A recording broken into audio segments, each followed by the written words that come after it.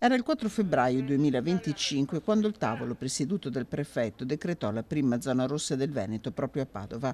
A pochi giorni dalla scadenza del provvedimento, nel frattempo rinnovato, la città sulle zone ad alto impatto resta divisa. Tra chi le apprezza ci sono i residenti, chi accetta di parlarci preferisce non farsi riprendere, ma vive nella cosiddetta Ansa Borgomagno. È un provvedimento che secondo noi funziona perché permette una perlustrazione. Anche ieri c'erano carabinieri qui in zona che sono andate a perlustrare la zona sotto il cavalcavia Sarpi Dalmazia, dove la gente trova ricovero, e che si era già detto anche in fase solo di progettazione del cavalcavia che si tenesse presente la criticità della zona, evitando un discorso di poter bivaccare sotto, mettendo magari, che so, rete elettrosaldata, mettendo delle barriere o cosa. Si doveva già capire che è un ricettacolo di persone senza tetto. La prima cosa è poter andare a dormire sotto il cavalcavia.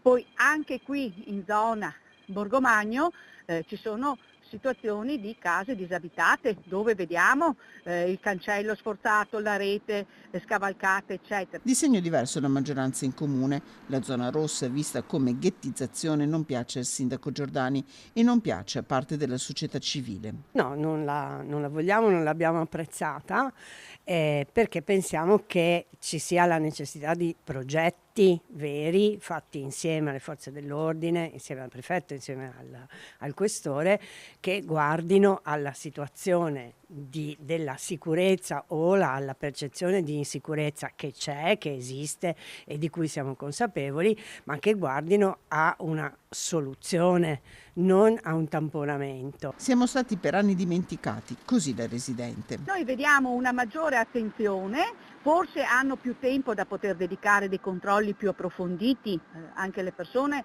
non hanno più quella percezione di abbandono. Diversa è la richiesta che arriva dall'amministrazione comunale. Se vogliamo dare una vera situazione di sicurezza, riapriamo il posto di polizia in via d'Avanzo e invece che entrare da via Pietro Liberi, che nessuno sa dov'è e comunque è una cosa che è nascosta, teniamo aperto un posto di polizia in via Jacopo d'Avanzo. Questo è fare sicurezza.